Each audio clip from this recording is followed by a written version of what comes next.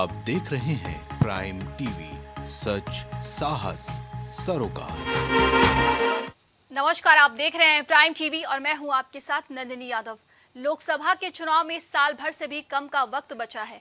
ऐसे में सभी पार्टियां अपनी अपनी रणनीति बनाने में जुटी हुई हैं। वहीं समाजवादी पार्टी भी धुआंधार कार्यक्रम कर रही है, जहां नैमिषारण्य में आयोजित समाजवादी पार्टी के 2 दिवसीय कार्यकर्ता प्रशिक्षण शिविर का आज अंतिम दिन है।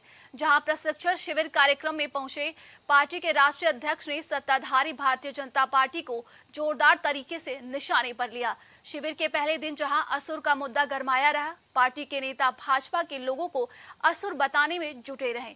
राष्ट्रीय प्रधान महासचिव प्रोफेसर राम गोपाल यादव से लेकर अखिलेश यादव ने नैमिषारण्य के असुरों से सुरक्षित होने वाले पौराणिक महत्व को आधार बनाते हुए जोरदार सियासी हमला बोला। वहीं अब लोक जागरण रथ यात्रा अखिलेश यादव के नेतृत्व में निकाली जा रही है। ये यात्रा नैमिषारण्य से शुरू हो गई है, जो सिंधौली तक जाएगी। लोक जागरण कार्यक्रम, लोक जागरण सम्मेलन इसलिए जरूरी है कि हमारा ग्रास रूट कार्यकर्ता ये जाने कि जनता के सामने क्या चुनौतियां हैं और भारतीय जनता पार्टी किस तरीके से लगातार झूठ बोल करके, गुमराह करके और समय समय पे गलत प्रोपेगेंडा करके वोट हथियाने का काम कर रहे हैं। तो बता दें कि समाजवादी पार्टी भी 2024 के मिशन को लेकर बिल्कुल तैयारियों में लग चुकी है। ज्यादा जानकारी के लिए इस खबर पे हमारे साथ संवाददाता विभांशु जुड़ चुके हैं। विभांशु, नैमिषारण्य में प्रशिक्षण शिविर चल रहा है, जिसमें लेकर अखिलेश यादव ने बीजेपी पर जमकर हमला बोला है।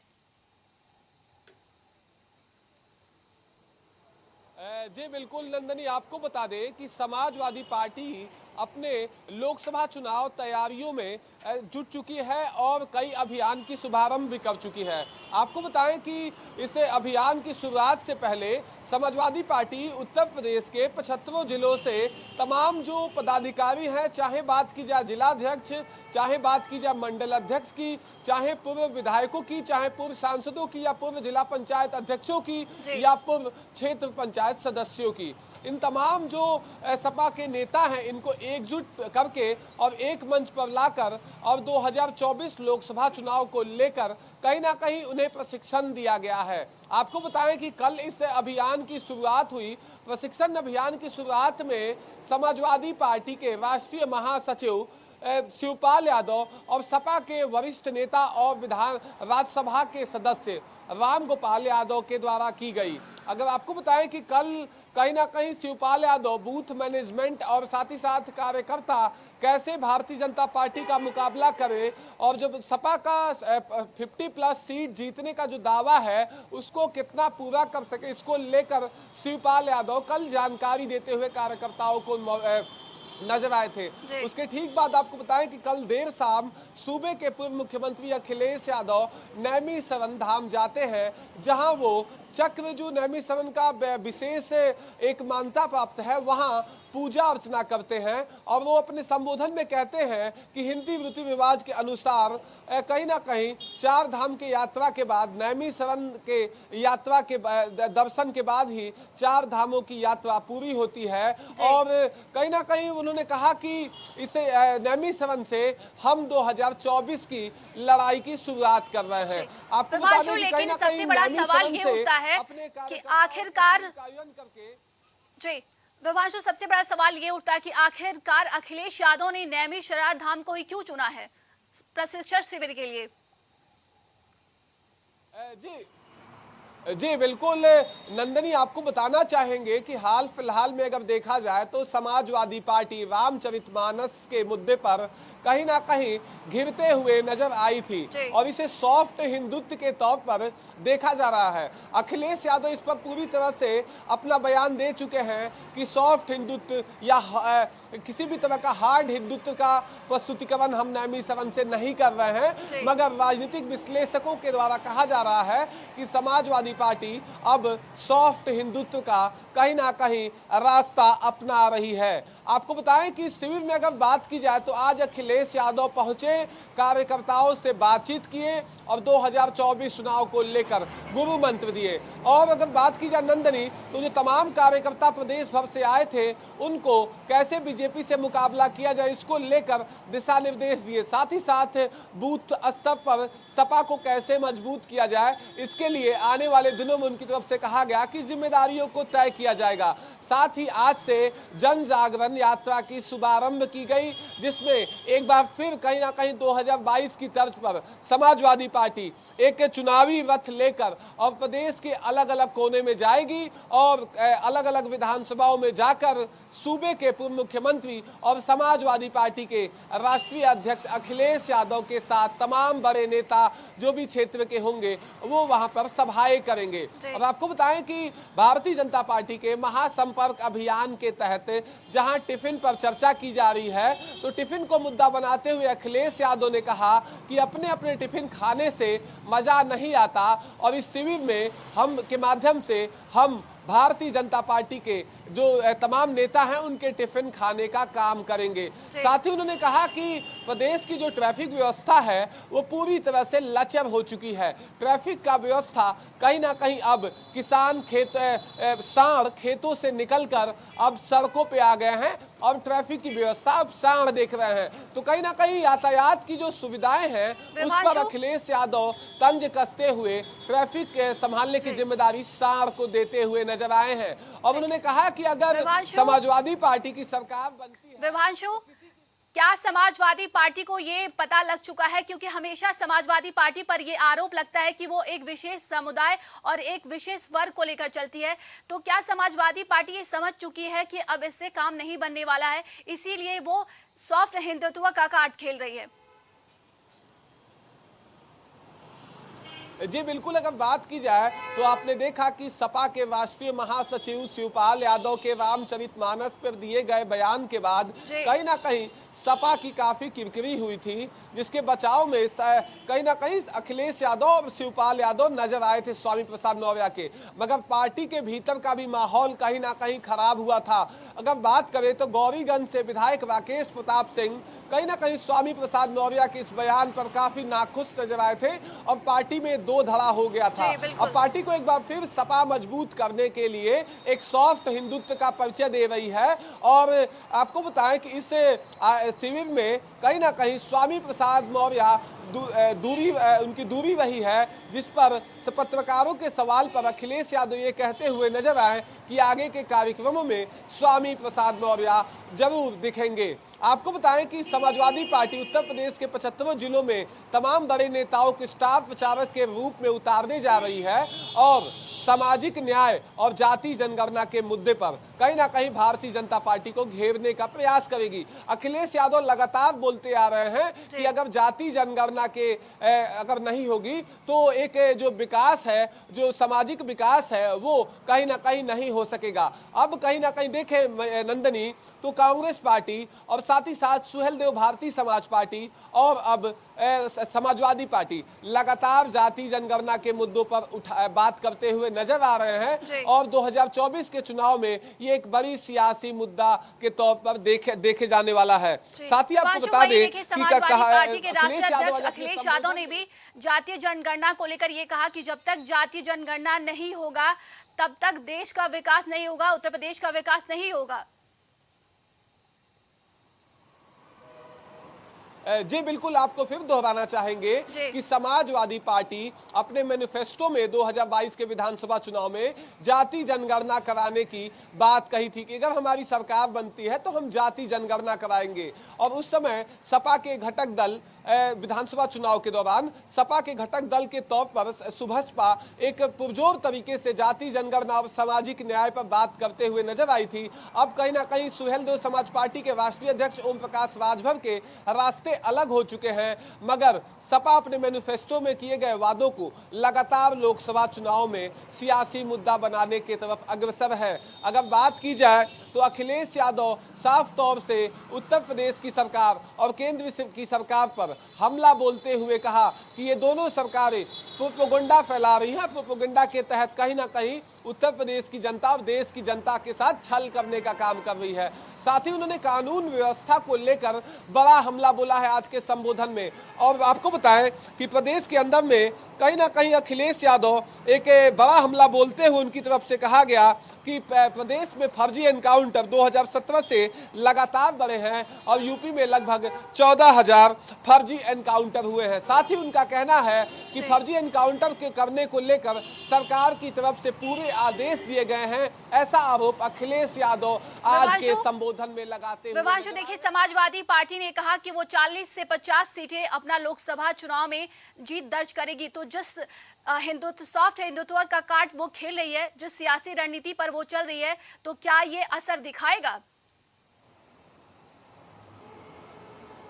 जी बिल्कुल नंदनी, आपको बता दें कि आज के अगर संबोधन को देखा जाए तो लॉ एंड ऑर्डर और तमाम चीजों पर अखिलेश बोलते हुए नजर आए हैं। अब देखने वाली बात यह होगी कि जिस सॉफ्ट हिंदुत्व का परिचय आज अखिलेश यादव मंच से देते हुए नजर आए हैं और उनका कहना है कि आज अपने बयानों में कहते हुए नजर आए कि नैमिष के अंदर में असुरों का विनाश होता है, इससे साफ है कि कहीं ना कहीं उनका एक इशारा बीजेपी की तरफ से है। अब देखने वाली बात यह होगी कि इस यात्रा के बाद उत्तर प्रदेश की आम जनमानस के विचार में कितना बदलाव आता है और क्या जनता उनके साथ आती है या नहीं, वो तो लोकसभा चुनाव के नतीजों के बाद साफ होगा।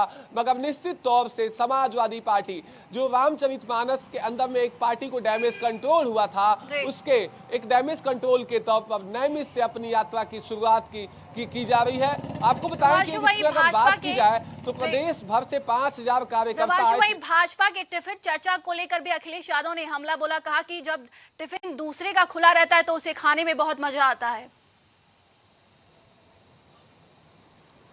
जी बिल्कुल, आपको बताएं कि भारतीय जनता पार्टी 30 मई से और 30 जून तक देश भर में अपना एक महासंपर्क अभियान चला रही है, जिसके तहत कई कार्यक्रम हो रहे हैं। बात करें तो प्रबुद्ध वर्ग के सम्मेलन किए जा रहे हैं, साथ ही टिफिन पर चर्चा की जा रही है, साथ ही ऐसे कई सारे अभियान अलग अलग कोनों में चलाए जा रहे हैं। इसको लेकर केंद्रीय मंत्रियों के भी जिम्मेदारियों को तय किया गया है। जैसे अमेठी, रायबरेली और आसपास के जो क्षेत्र हैं वहां पर स्मृति ईरानी को उतारा गया है। तो वहीं अगर बात करें तो कुशीनगर, गोरखपुर, महाराजगंज के क्षेत्रों में कहीं ना कहीं झारखंड के पूर्व मुख्यमंत्री को उतारा गया है। वहीं राजधानी लखनऊ का जिम्मा दिल्ली के सांसद मनोज तिवारी को दिया गया है। ऐसे ही कहीं ना कहीं उनके तमाम कार्यक्रम हो रहे हैं, जिसमें खास इस समय देखें तो आकर्षण का केंद्र टिफिन पर चर्चा बना हुआ है। इसको लेकर, इस अभियान को लेकर अखिलेश यादव बड़ा हमला बोलते हुए कहते हुए नजर आए हैं आज मंच से कि जब दूसरे का टिफिन खुला हुआ होता है तो उसे खाने में मजा आता है। और नैमिष से कहीं ना कहीं सपा के कार्यकर्ता दूसरे का टिफिन खाते हुए नजर आएंगे। इससे साफ है कि भारतीय जनता पार्टी जो टिफिन पे चर्चा करके संगठन के अंदर में जो एकजुटता लाने का प्रयास कर रही है, उस पर निशाना साधते हुए कहीं ना कहीं अखिलेश यादव इस बात को कहते हुए नजर आए हैं कि सपा के लोग प्रदेश के अलग अलग कोने जाएंगे और टिफिन खाएंगे। तो इससे साफ है कि भारतीय जनता पार्टी का जो जनाधार है उसको रोकने के लिए सपा पूरी तरह से तैयार है। अब देखने वाली बात ये होगी नंदनी कि अब सपा का जो एक कहीं ना कहीं जो एक अभियान शुरू किया जा रहा है, जो 2022 के एकदम हूबहू कॉपी अभियान नजर आ रहा है और ये प्रदेश के अलग अलग कोने जाएगा, अलग अलग विधानसभाओं जाएगा, ब्लॉक स्तर पे कार्यक्रम होंगे। और अगर बात करें तो इस कार्यक्रम के बाद कितना जनता का समर्थन मिलता है वो नतीजों के बाद साफ होगा। मगर समाजवादी पार्टी अपने कार्य समिति की बैठक के बाद लगातार पूरे जोरों शोरों से लोकसभा चुनाव की तैयारियों में जुटा हुआ नजर आ रहा है। मगर बात करें तो निकाय चुनाव में समाजवादी पार्टी को एक बड़ी हार मिली। प्रदेश की 17 नगर निगम सीटों में से महज 0 सीट सपा के हाथ गई, 17 में से 17 भारतीय जनता पार्टी के हाथ में गई, जिसके बाद भारतीय जनता पार्टी के कार्यकर्ताओं के अंदर एक हौसला बढ़ा है, उत्साह बढ़ा है। अब समाजवादी पार्टी के लिए कहीं ना कहीं ये चुनौती का विषय है। और आपको बताएं कि अब कहीं ना कहीं प्रदेश के अंदर में जो तमाम अभियान चलाएंगे, इसमें कहा जा रहा है कि प्रदेश भर की जनता इसको सुनने आएगी। तो ये जनता अगर सुनने आती है तो कितना वोट में ये बदलती है, वो तो चुनाव के नतीजों के बाद साफ होगा कि जनता किस पर विश्वास जताई है। मगर निश्चित तौर से समाजवादी पार्टी का ये अभियान भारतीय जनता पार्टी के महासंपर्क अभियान को एक टाइट कंपटीशन दे सकता है। जी, तमाम जानकारी के लिए बहुत बहुत धन्यवाद आपका विभांशु। तो वहीं समाजवादी पार्टी की तरफ से नैमिषारण्य में प्रशिक्षण शिविर रखा गया था, जिसका आज अंतिम और समापन दिन था। वहीं इस नैमिषारण्य के प्रशिक्षण शिविर में अखिलेश यादव ने बीजेपी पर जमकर हमला बोला है।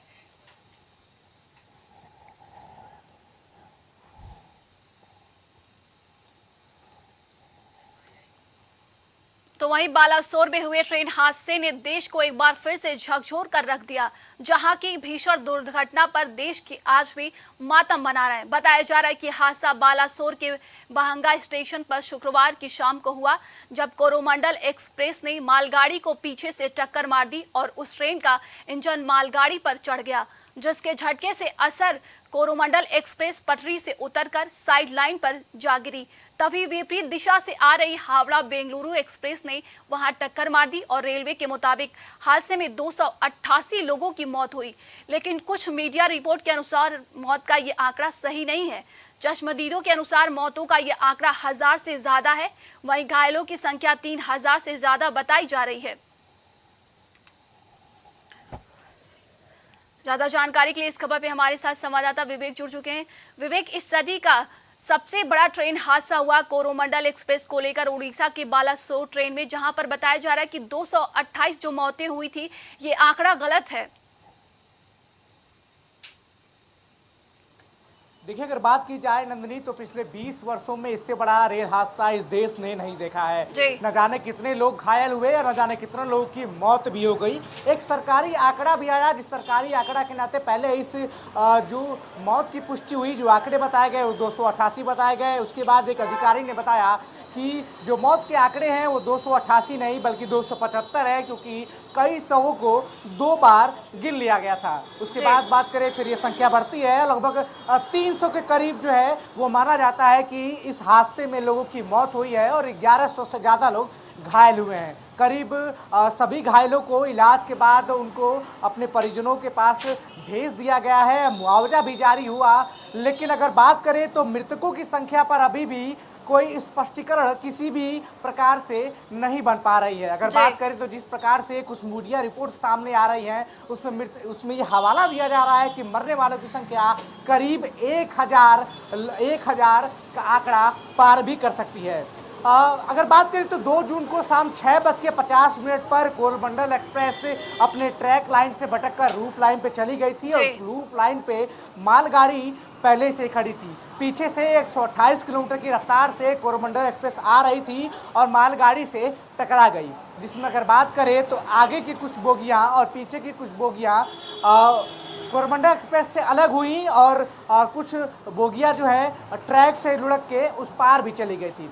इसके बाद अगर बात करें ठीक 10 मिनट बाद बेंगलुरु हावड़ा एक्सप्रेस ट्रेन आती है और 116 किलोमीटर की रफ्तार से ये ट्रेन आती है वो कोरोमंडल एक्सप्रेस से जाके सीधे भिड़ जाती है और तीनों ट्रेनों के डिब्बे इस प्रकार से आपस में मिलकर सन जाते हैं जैसे किसी ने इनको तोड़ के आपस में बिखेर दिया हो। 20 साल में यह सबसे बड़ा रेल हादसा था जो भारत में घटित हुआ था। बात करें तो जिस प्रकार से वहाँ के ग्रामीण लोगों ने बताया कि एक बहुत बड़ी आवाज़ हुई, दुर्घटना का पता चला, उसके बाद सभी ग्रामीण जो है मौका स्थल पर तुरंत पहुँचे। घटना के 2 घंटे बाद करीब एनडीआरएफ, एसडीआरएफ और रेलवे स्टाफ वहां पे पहुंचा, जबकि वहां पे ग्रामीण लोग पहले से ही रेस्क्यू ऑपरेशन चला रहे थे। कभी ने बताया कि एक बोगी में अगर जनरल बोगी की बात की जाए तो 80 से 80 लाशें मिली। कम से कम एसी बोगी जो थी उसमें से 6-7 लाशें निकाली गई और एक बोगी ऐसी थी जिससे 6 से 7 जून तक जो है वो खोला तक नहीं गया था। वो इस स्थिति में थी कि वो लगातार फिसलती चली जा रही थी। बारिश के कारण उसको खोलने में भी काफी परेशानी का सामना करना पड़ रहा था। इन सभी चश्मदीदों गवाहों ने जो वहाँ से ताल्लुक रखते हैं, लेकिन विवेक सबसे बड़ा सवाल ये उठता है कि आखिर मौत का आंकड़ा और जो लोग घायल हुए ये आंकड़े क्यों छिपाए जा रहे हैं? देखिए, ये सबसे बड़ा सवाल है कि प्रशासन आखिरकार जी। इतने बड़े हादसे के बाद चश्मदीद अगर बता रहे हैं कि आंकड़ा 700 से ऊपर और 1000 के करीब है, तो सरकार सिर्फ 288 पर ही क्यों टिकी हुई है, बिल्कुल। उसके आगे बढ़ने का नाम क्यों नहीं ले रही है। अगर बात करें तो जिस प्रकार से रेल मंत्री ने कहा है कि बेंगलुरु हावड़ा एक्सप्रेस ट्रेन में कोई भी व्यक्ति जो है वो हादसे के कारण मृत्यु के घाट नहीं पहुंचा है, ये भी सरासर जो है वो गलत साबित दिखाई देता है, क्योंकि इस ट्रेनों में सवार जो लोग थे वो अभी तक गायब है। उनके परिजन उनको अस्पतालों से लेकर हर जगह पे खोज रहे हैं, लेकिन उन परिजनों को अगर बात करें तो उनके घर वालों को वो व्यक्ति अभी तक मिलता हुआ नहीं दिखाई दे रहा है। 50 से ऐसे लोग अभी भी हैं जिनके परिवार वाले इस ट्रेन में यात्रा कर रहे थे, लेकिन अभी तक न वो घायलों की लिस्ट में है, ना ही मृतकों की लिस्ट में उनका नाम है, ना ही कोई कुछ ठोस ठिकाना इनका बता पा रहा है। तो रेल मंत्री की इस बात का भी सीधे तरीके पे खंडन देखा जा सकता है। अगर बात करें तो जिस प्रकार से इन चश्मदीदों ने बताया कि हादसा इतना भयंकर था कि कई लोगों की मौत ऑन द स्पॉट हो गई थी और कई लोग की बॉडी जो है वो कट के अलग हो गई थी। देखा जाए तो ये सबसे बड़ा हादसा है और इस पर अभी भी सियासी तलवारें तेज चल रही हैं। कोई इस हादसे को राजनीति से जोड़ के देख रहा है, तो कोई कुछ बयान कर रहा है। मुआवजे बाकायदा केंद्र सरकार के द्वारा और रेलवे के द्वारा जारी किए गए, लेकिन एक सटीक विश्लेषण नहीं बताया जा रहा है कि आखिर कितने लोगों की मौत हुई है, जो अभी तक सवालिया निशान बना पड़ा हुआ है। बात करें तो न ही आंकड़ों में इसका जिक्र मिलता है और न ही इस बात का पता लगा पाया जा रहा है कि आखिर कितने लोग एक दिन में अपनी परिजनों को ढूंढते हुए यहाँ पे आए हैं। बिहार, बंगाल, न जाने कहाँ से। लेकिन सबसे बड़ा ये भी सवाल है कि आखिर अभी तक कई लोग अपने परिजन को, अपने लोगों को ढूंढ रहे होंगे। जी बिल्कुल, मैं वही बता रहा हूँ कि कई लोग जो है अस्पतालों से लेके और जो कोल्ड स्टोरेज है जहाँ पे जो डेड बॉडी रखी जा रही थी, वहाँ पे बताया गया कि एक कोल्ड स्टोरेज में तकरीबन 100 से अधिक डेड बॉडी रखी गई थी, जहाँ पे लगभग 95 लोगों की शिनाख्त हो गई, जबकि 5 से ज़्यादा डेड बॉडीज अभी भी वहीं पर रखी गई है। उनको अभी तक कोई भी उनके परिवार का सदस्य नहीं आया है और उनकी सुपुर्दगी नहीं हो पा रही है। कई लोग ऐसे भी हैं जिनके परिजन इस यात्रा में शामिल थे, इस ट्रेन में सफ़र कर रहे थे। जब जाके वहाँ पुलिस और रेलवे प्रशासन ने बातचीत की तो उन्हें बताया कि इस नाम के व्यक्ति इस ट्रेन में यात्रा कर रहे थे, उनकी डेड बॉडी भी बरामद हुई है, लेकिन वहाँ से उनके परिवार वालों ने उस डेड बॉडी को सुपुर्द नहीं किया है और प्रशासन बता रहा है कि इस डेड बॉडीज को यहाँ से ले जाया गया है। तमाम जानकारी के लिए बहुत बहुत धन्यवाद आपका विवेक। तो बता दें कि कोरोमंडल एक्सप्रेस उड़ीसा के हुए ट्रेन हादसे को लेकर जो मौत के आंकड़े सामने आए हैं उसको गलत बताया जा रहा है। इस खबर में बस इतना ही। देश दुनिया की तमाम खबरों के लिए देखते रहिए प्राइम टीवी।